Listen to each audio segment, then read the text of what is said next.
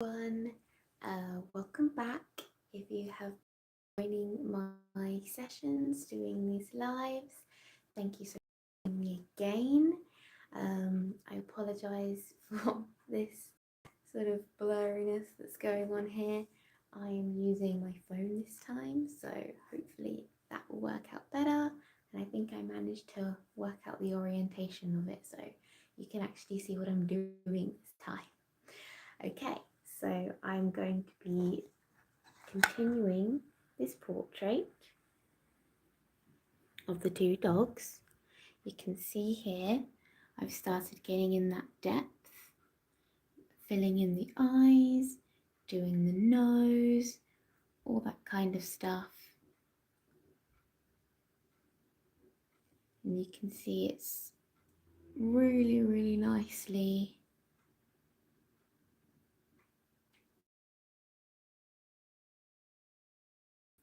showing the background against the black. His muzzle is white.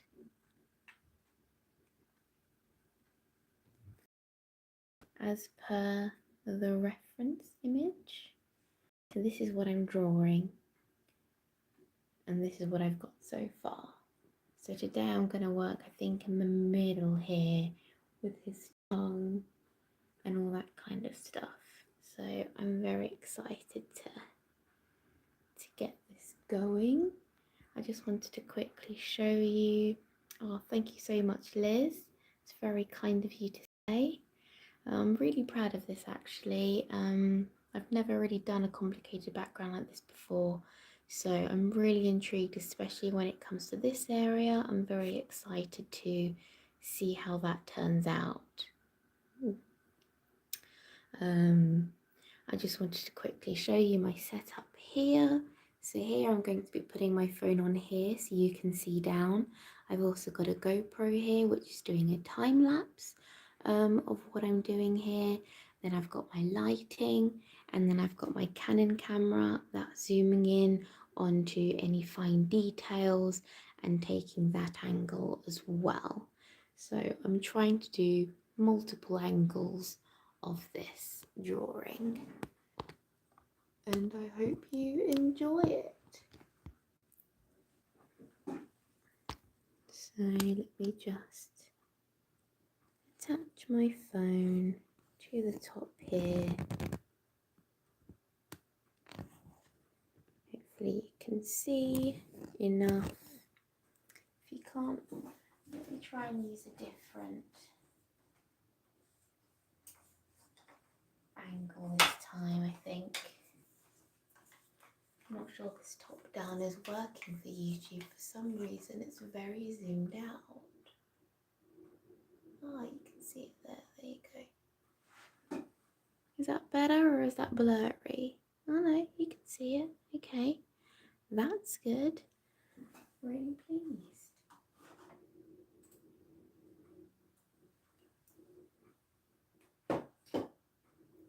Fantastic.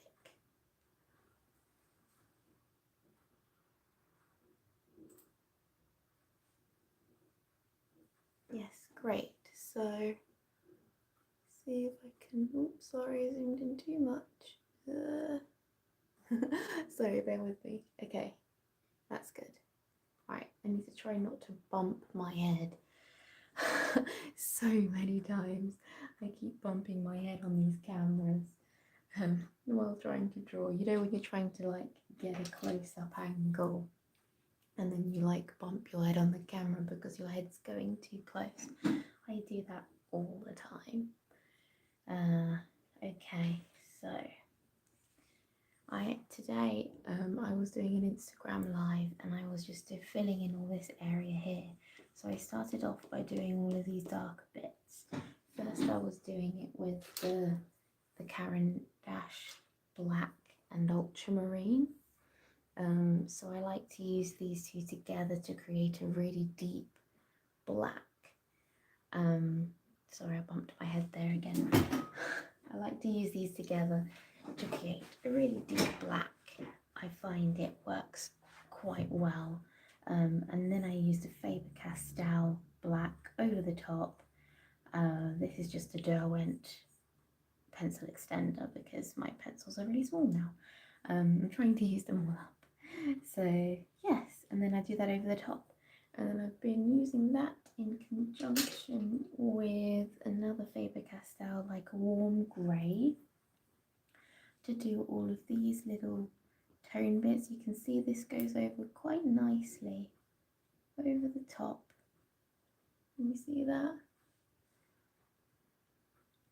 It goes over really nicely over the black.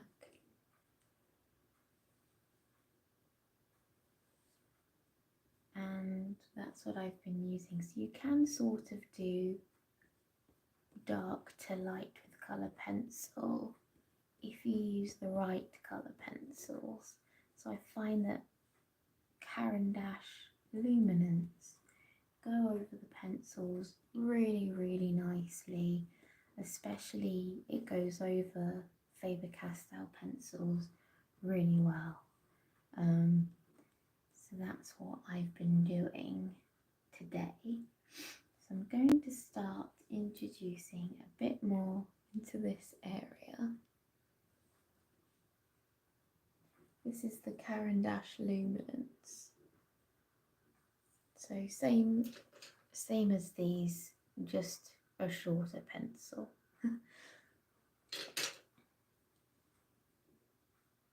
I've heard they're very similar to Prismacolor.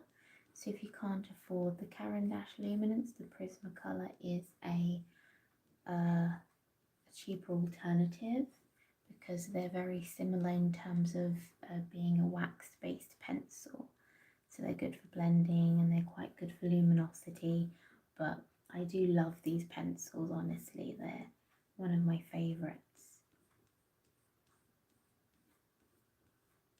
So I'm just sort of looking at my reference picture and following the hair round. I wonder if I can also show you the reference picture, or is that too reflective?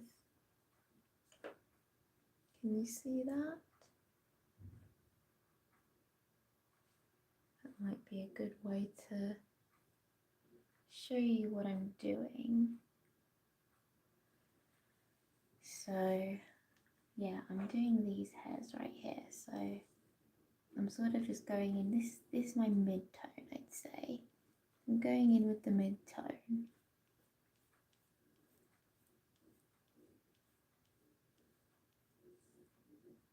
Well, it's my pleasure. I'm pleased that I can help in any way that I can. Trying to use my 7 years of experience of drawing pet portraits, and honestly I love it. It's one of the best jobs I've ever done, and I love that I can work for myself doing it. I can make people happy doing it, and I can work by myself when I like, learning new things, doing new things. I really love it, I honestly do. Yeah, so this is my mid-tone, I'd say, for this particular area, and I'm just going in, filling in roughly any mid-tone areas. Now, it is very important to remember that you're not a photocopier, you're an artist. So I'm getting the general form of how the hairs fall, but I'm not expecting to copy it exactly. It doesn't need to copy exactly. You're just trying to gain the character of the pet. So looking at the different mixtures of colours and seeing how it falls around his mouth, because that shows you how his snout comes out. But you're not trying to copy it exactly, so don't worry about not having every hair precisely. That's not what you're doing. You're an artist and you're using your own visualization, that translation of that image from your eyes to your hands, and that's what people are buying, that's what people are interested in commissioning. Otherwise they could just, you know, blow up the picture and have it printed on a canvas if that's what they really wanted, but they don't. They want your interpretation of it. So I think that's a really important thing to remember when drawing commissions. So here I've got a darker grey. It's very small, I know. I'm trying to finish my pencils. I'm going to go in with the sort of like second darkest areas. Any areas you see that are dark but not, you know, the darkest. That's what I'm trying to show right now. I don't really do like a proper structured way of, oh, I always do dark to light or light to dark, or I sort of just do, you know, how I feel in the moment, like what I see. So right now I feel like doing the darker bits, and so that's what I'm going to concentrate on. And I quite like to fill it all in. So wherever I see this colour, I'm going to try and fill it in, get some form going. And always, I did this nose first because I needed a reference point, a central point to always have the hairs are going back to all the time. So it's always important to have a reference point in your picture, otherwise your drawing can easily deform as you're trying to fill it in. Even if you've like traced the outline or something or used a grid method, it's very easy to deform your drawing if you don't have a reference point. I normally use the eyes, but in this case the eyes were quite dark and hard to see exactly where they were in the image. As you can see, you can only see the highlights. So I decided to use the nose as the reference point in this case. So trying to look at where this shadow is here. I've never really been one for doing tutorials or how-tos or anything like that, because I don't think I've had the confidence to teach what I do, to be honest. But I'm really getting the hang of it. I felt like maybe I didn't have the confidence because I wasn't sure if I could explain what I'm doing well enough for somebody to understand. But I do think the more I do these lives and the more I try and talk about what I'm doing, the easier it gets to explain. Like, I'm not using any specific art or colour pencil terminology because I don't really know any, being self-taught.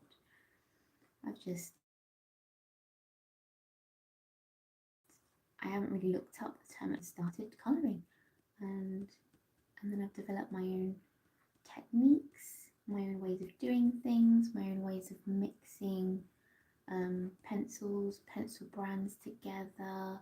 Even under here I use pastel. Sometimes you can see this is pastel, so I've used pastel underneath and then I use the colour pencil over the top, and that helps me sometimes with blocking things in.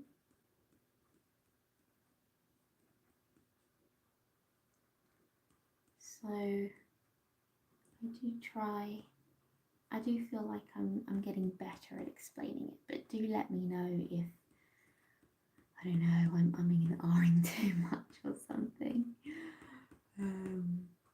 I am trying my best. But it is difficult to like, okay, I'm thinking about this, I'm colouring it, and now I have to translate what I'm doing. I do actually find that part quite tricky, because normally I would just have like Netflix on and just be drawing and watching and colouring and listening, and you know, I wouldn't be thinking about necessarily what I'm doing too much in terms of trying to tell someone else what to do as well. So it's definitely a skill that I'm learning.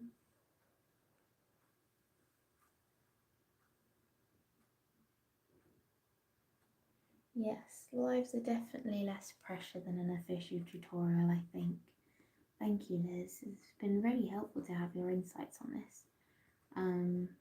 But yeah, I do feel like it's a bit less pressure because it's like, oh, if I mess up, I mess up, you know? You're not paying for it, you're just watching me, joining in, liking it, not liking it, you know, whatever is. It's a bit more free this way, isn't it? Rather than buying something and being unhappy with it. So,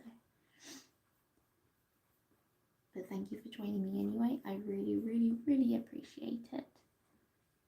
It can be lonely sometimes when you're like online and there's nobody watching you. Like, oh, I'll just talk to myself then. But that's okay. I don't mind. But that is also exactly why I have created the Pet Portrait Artist Club. So if you're an artist, a pet portrait artist to be exact, it doesn't have to be in colour pencil, it can be in literally any medium. The Pet Portrait Artist Club is where you need to be. It's launching soon at the end of this month. So please do go to www.petportraitartistclub.com to make sure you have signed up and you are on the waiting list for when it is ready to launch. This is going to be an incredible club opportunity, an amazing community for pet portrait artists all over the world. There's going to be competitions, events, workshops, special guest presentations on specific things like filming, photography, anything that you'd really want to know. And this is all going to be happening very, very soon. This is something that I've wanted for a long time, really, because I feel like there's enough tutorials out there now, and there's quite a lot of good drawing, good people that can draw, but there isn't anywhere we can all hang out and just chat about what we're doing and relate to each other and be there for each other, as well as, like, you know, learn from each other. So that's exactly what this club is going to be. You know, it's not about this is how you draw an eye. It's more about, okay, well, let's hang out. We're all going to draw our next commission today. Let's make time for our art, put on Zoom, chat about what we're doing over a glass of wine, you know, whatever you want it to be, however laid back you want it to be, however formal you want it to be.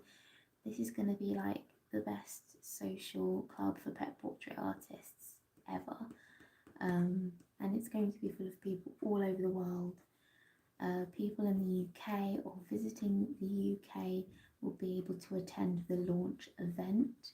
So information on the physical launch is coming soon. It's going to be such a fun launch party.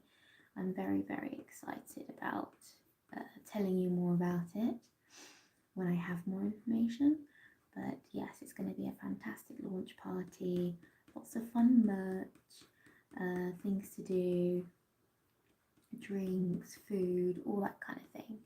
So if you are in the UK, I think it's going to be up here in Sheffield where I live, so I can easily organise it and help plan it.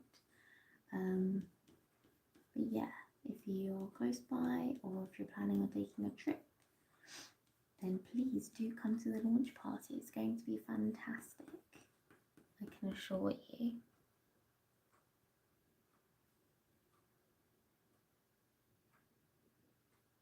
Thank you so much, Liz, for joining. I have loved reading your comments. It's been wonderful. Have a lovely day for you as well. Thank you. Liz has left us now, but I really appreciate her commenting. That was very, very nice.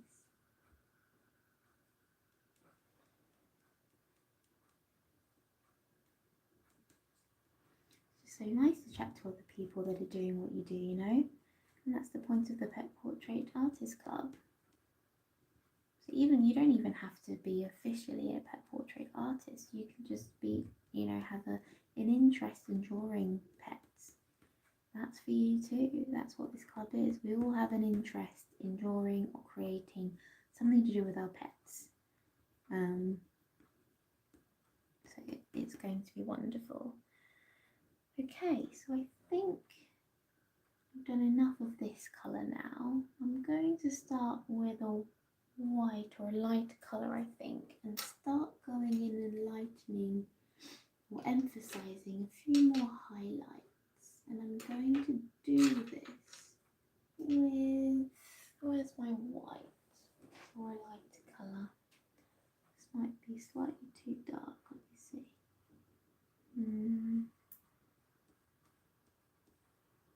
Yeah, too dark. I want something lighter. Where's my white? White.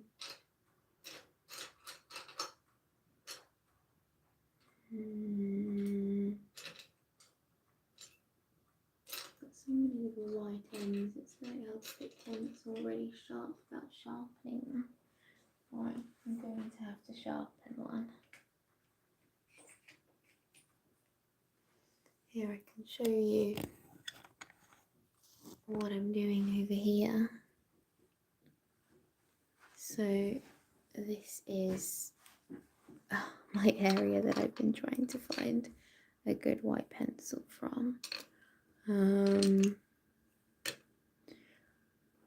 think I'm going to use this Caran d'Ache pencil. Here you go, this one's a bit better.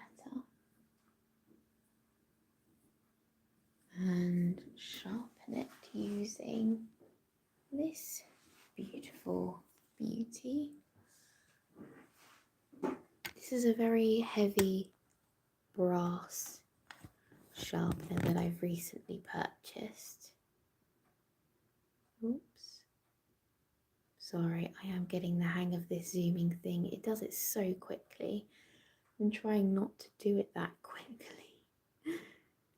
Stop doing it so quickly. Go on, YouTube. Work with me here. Okay, good. Apologies if that's made you feel travel sick at all. Okay, so yeah, this beautiful brass handled, made in Germany. Oh, nice.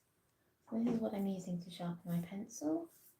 It's very useful to have sharpeners like these when your pencils get quite short, because look how nice that point is. It's still very, very sharp. Beautiful point. So this is what I'm going to use.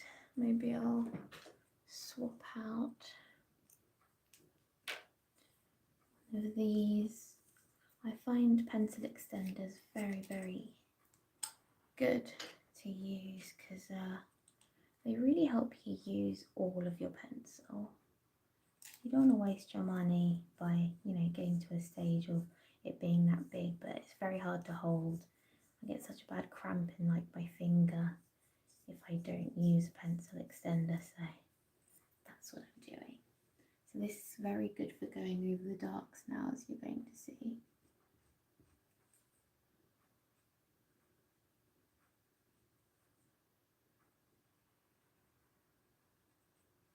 So I hope you can see that. Please let me know if you don't. I'm just going over some of the lighter parts, making it a bit lighter again, looking at some of the flyaway hairs around the nozzle area, around this top bit. They've got like a straight cut here, so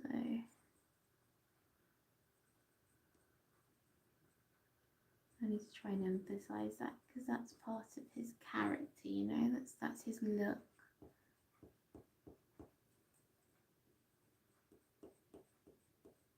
I've got to get that right.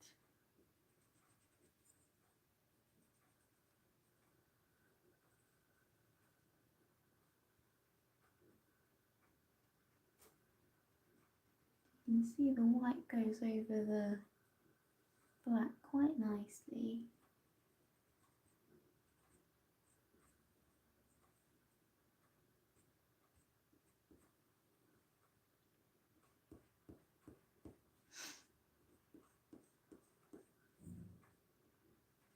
very pleased with how this is going. Just get this picture back here for you so you can see what I'm doing.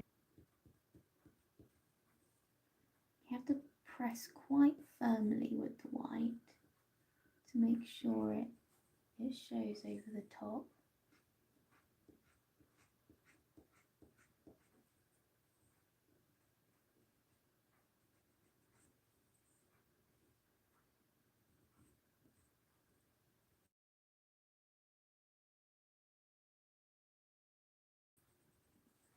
So you're using all sides, and you're not just going to using a blunt side. Just to avoid keep sharpening it, it's just to keep turning it.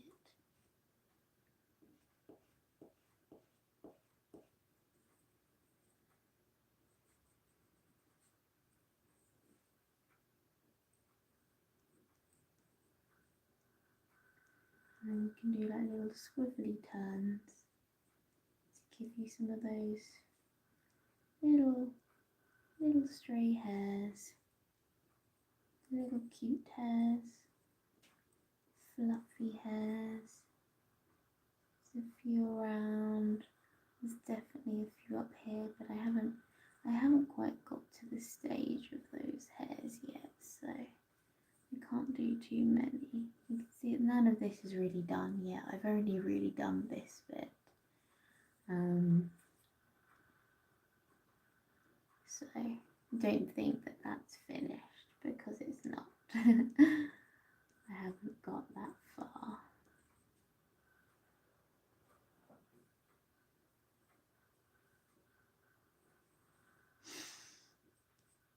Okay, and now I'm going to go in with a harder pencil, so like this, Caran d'Ache lighter grey, and I'm just going to start putting in a bit more shadow in these lighter areas. I think it might need to be a warmer grey actually, that one's not warm enough.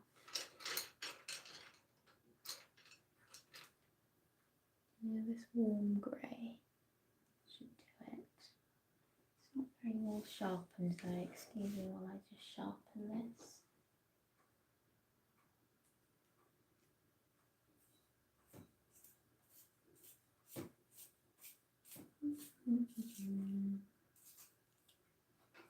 There you go, lovely, lovely sharp pencil.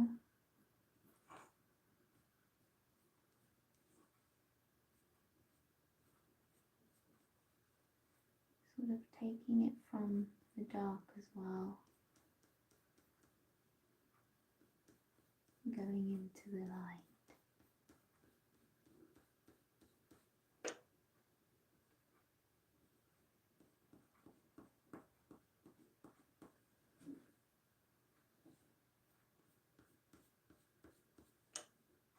So with white, you want to just concentrate on the dark parts, the shadowy parts, and try and leave as much white as possible where it is really white, because it does look better if you don't have to try and draw over the top with a white pencil. Obviously you can if you have to, like I probably will in some of these areas, but it does look better if you just leave it. Keep it simple.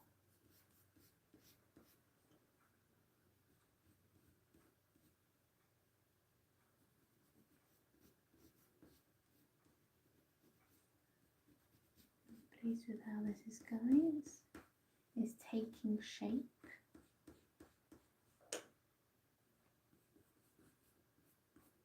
I do hope you are enjoying watching me do this. Nice little doggy. I've been doing these lives at 8 o'clock my time just because it's the only time I get where I know I won't necessarily like have to stop and be disturbed, because I've just put my baby to bed, so she's asleep right now in her cot, and I can just draw. And this is the time I start work now, so it's quite nice for me to start off doing a live, get me in the zone for drawing until about midnight, and then I go to bed. So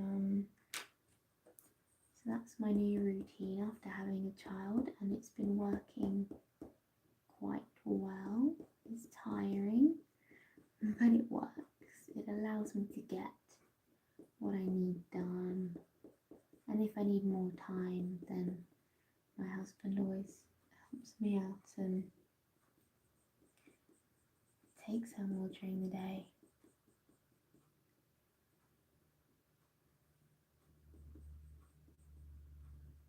So that's good. That's a good thing about me and my husband both work from home, so we do have that flexibility. So if he needs more time to work, then I take care of the baby more. If I need more time to work, then he takes care of the baby more. It's very practical, I think. We're very lucky to have set ourselves up this way. But also it was all planned, like this is exactly the kind of lifestyle we wanted. We planned it from the start.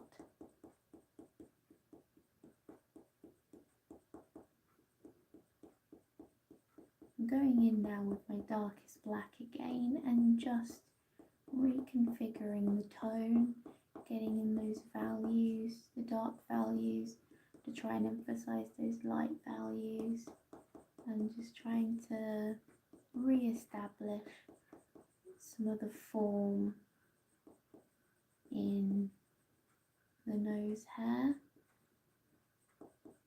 because it can easily get lost if everything starts to become one value.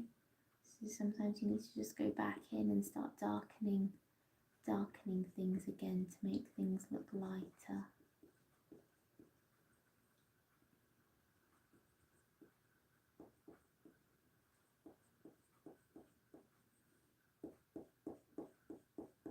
Do you believe I'm missing some warm brown from this now?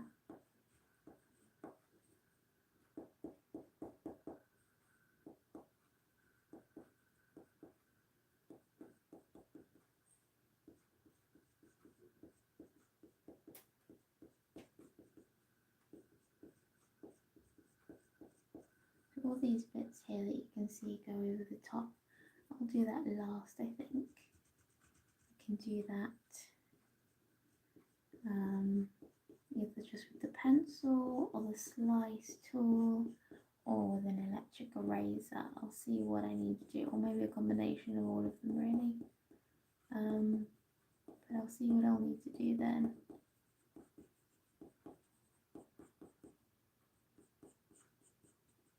Needed to get this tongue a little bit more done too. Quite like doing a dog's tongue, they're really cute.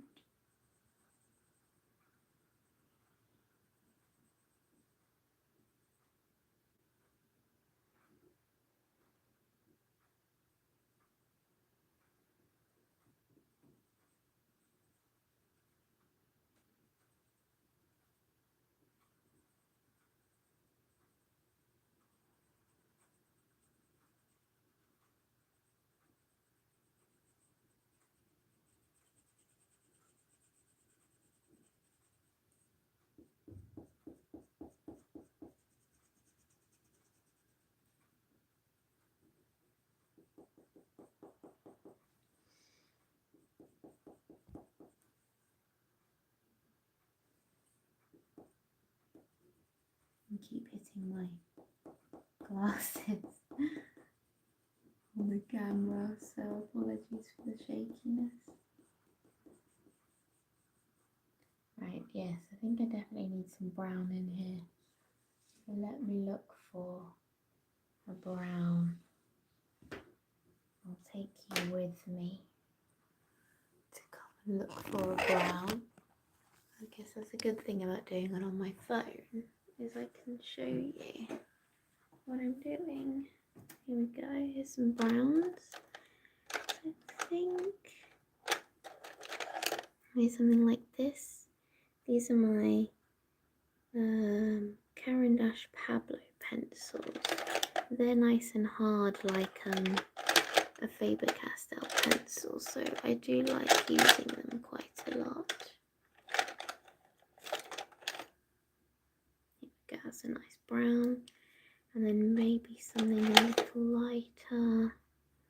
That's a good one. Maybe this one as well. Get a nice mixture in my hand here, so then I can test them out on the paper.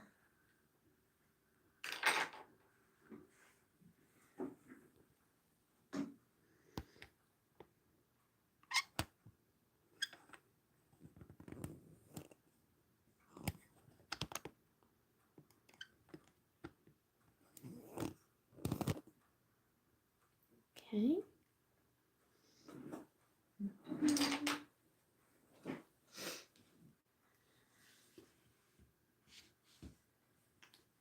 Quite hard to hold that there. I normally have it on this thing that's over here, but then you can't see what I'm doing, and I think it's quite useful for you to see what I'm looking at. So let's go on with this lighter one. Just do a little bit. I don't want to do too much because I don't want to make it look dirty. Just enough to make it look warm. There's a fine line between warm and dirty.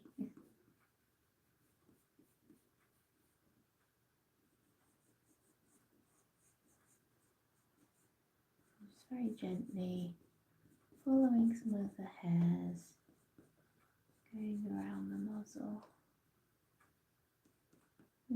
He's got beautiful brown eyes, so just make sure that's emphasized.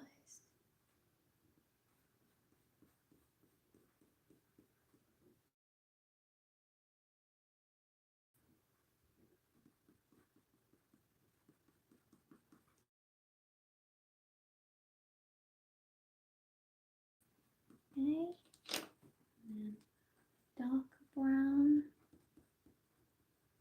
some of these shadows.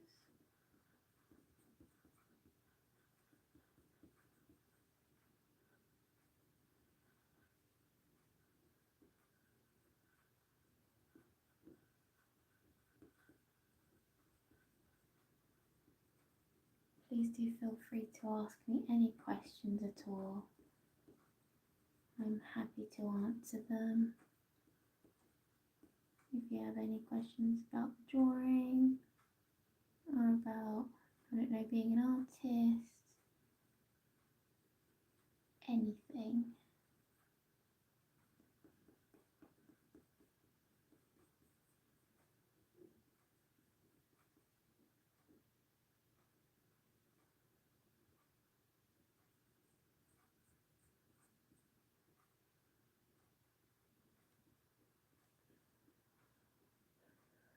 I wonder why the quality's gone. I apologise. Must be my Wi-Fi. Maybe I'll stop there for now because there's no point carrying on if you can't see it.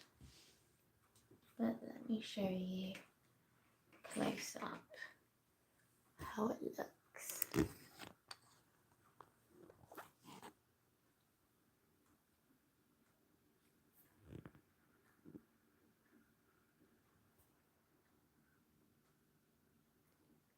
So this is what we did today.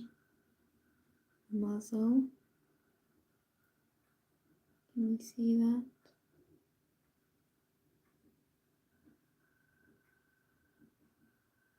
Don't know if you can see those details.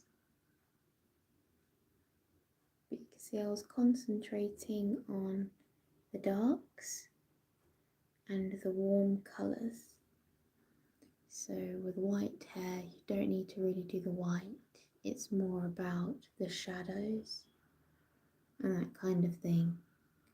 I would have done this longer, but the quality seems to have gone bad now, and you won't be able to see what I'm doing, so we'll have to pick this up another time.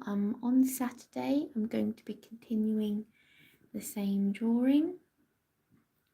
I don't know, on Saturday I'm doing the same drawing. I don't know how far I would have got, but yeah, please join in Saturday, I think 2 p.m. I'll try and do it during the day this time. So 2 p.m. on Saturday, we're going to carry on with this, and I would love to see you there. Thank you for joining me. Please leave a like, comment, subscribe, share with people that you think would like pet portraits. That would be wonderful. Thank you. Have a great day.